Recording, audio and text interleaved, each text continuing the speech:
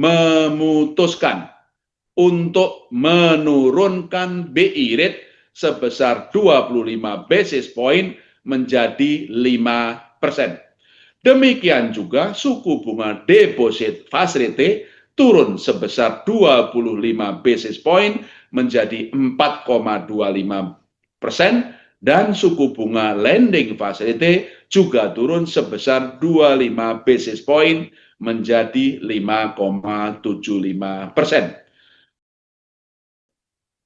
Terima kasih Pak Yunanto Hediawan. Bismillahirrahmanirrahim. Assalamualaikum warahmatullahi wabarakatuh. Salam sejahtera bagi kita semuanya. Salam, Om Swastiastu, Namo Buddhaya, salam kebajikan. Rekan-rekan media yang saya cintai dan banggakan, seluruh para ekonom, kolega dari kementerian lembaga, para akademisi, dan juga masyarakat luas. Selamat datang kembali pada siaran pers, konferensi pers, rapat Dewan Gubernur Bulanan Bank Indonesia yang kami adakan hari ini. Saya Peri Warjio, Gubernur Bank Indonesia, beserta seluruh jajaran anggota Dewan Gubernur Bank Indonesia, Bu Destri Damayanti, Deputi Gubernur Senior, beserta juga Deputi Gubernur Yuda Agung, Deputi Gubernur Aida S. Budiman, Deputi Gubernur Fianingsih Hendarta, dan Deputi Gubernur Riki Perdana Gozali akan menyampaikan pokok-pokok hasil pembahasan dan respon bauran kebijakan Bank Indonesia yang kami lakukan dalam rapat Dewan Gubernur Bulanan 2 hari ini 19 dan 20 Agustus 2025. Dengan mendasarkan asesmen proyeksi dan berbagai arah ke depan tersebut, rapat Dewan Gubernur Bank Indonesia pada tanggal 19 dan 20 Agustus 2025 memutuskan untuk menurunkan BI rate sebesar 25 basis point menjadi 5%. Demikian juga suku bunga deposit facility turun sebesar 25 basis point menjadi 4,25% dan suku bunga lending facility juga turun sebesar 25 basis point menjadi 5,75%. Keputusan penurunan suku bunga BI rate ini konsisten dengan tetap rendahnya perkiraan inflasi tahun 2025 dan 2026 dalam sasaran 2,5 plus minus 1%, terjaganya stabilitas nilai tukar rupiah, dan perlunya mendorong pertumbuhan ekonomi sesuai dengan kapasitas perekonomian.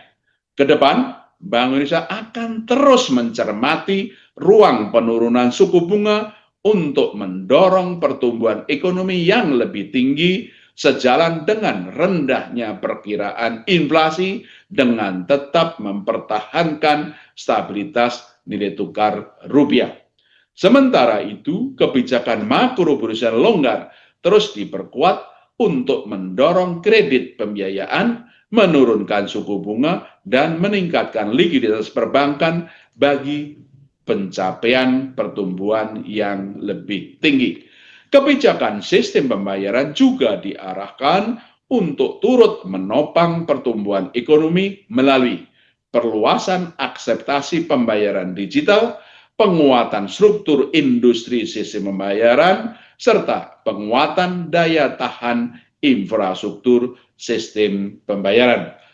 Arah bauran kebijakan moneter, makroprudensial, dan sistem pembayaran untuk mempertahankan stabilitas dan mendorong pertumbuhan ekonomi yang berkelanjutan tersebut didukung dengan langkah-langkah kebijakan Bank Indonesia sebagai berikut. Pertama, penguatan strategi operasi moneter pro market guna makin memperkuat efektivitas transmisi penurunan suku bunga, meningkatkan likuiditas, mempercepat pendalaman pasar uang dan pasar falas, serta mendorong aliran masuk modal asing dengan memperkuat efektivitas transmisi penurunan suku bunga melalui penyesuaian struktur suku bunga instrumen moneter dan swap falas dengan tetap menjaga daya tarik aliran masuk portofolio asing ke aset keuangan domestik, meningkatkan likuiditas di pasar uang dan perbankan melalui lelang sekuritas rupiah Bank Indonesia SRBI secara terukur dan pembelian surat berharga negara SPN di pasar sekunder, serta memperkuat peran dealer utama untuk meningkatkan transaksi SRBI di pasar sekunder dan transaksi repurchase agreement repo antar pelaku pasar. Kedua, penguatan strategi stabilisasi nilai tukar rupiah yang sesuai dengan fundamental melalui intervensi baik melalui transaksi spot dan domestic non-delivery forward di pasar domestik maupun transaksi non-delivery forward NDF di pasar luar negeri. Strategi ini disertai dengan pembelian surat berharga negara SPN di pasar sekunder untuk meningkatkan likuiditas dan menjaga stabilitas pasar keuangan. Ketiga, penguatan publikasi asesmen transparansi suku bunga dasar kredit SPDK dengan pendalaman pada suku bunga kredit berdasarkan sektor prioritas yang menjadi cakupan kebijakan insentif likuiditas makro Brusel KLM. Asesmen lebih lanjut ada dalam lampiran siaran pers ini. Keempat, perluasan akseptasi digital melalui penguatan pemahaman pengguna dan merchant atas implementasi KRIS antar negara Indonesia-Jepang untuk koridor Indonesia outbound. Pengembangan KRIS antar negara Indonesia-Jepang untuk koridor Indonesia inbound dan persiapan implementasi KRIS antar negara Indonesia-Tiongkok serta memperluas implementasi KRIS tanpa pinde TAP melalui upaya peningkatan adopsi digital di berbagai sektor dan wilayah. Serta kelima, penguatan dan perluasan kerjasama internasional di area kebank sentralan termasuk dengan memperkuat konektivitas sistem pembayaran dan transaksi menggunakan mata uang lokal, local currency transaction, serta memfasilitasi penyelenggaraan promosi investasi dan perdagangan di sektor prioritas bekerja sama dengan instansi terkait.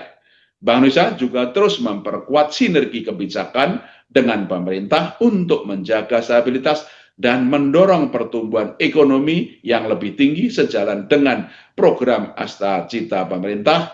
Selain itu, Bank Indonesia juga terus mempererat sinergi kebijakan dengan Komite Stabilitas Sistem Keuangan KSSK untuk menjaga stabilitas sistem keuangan.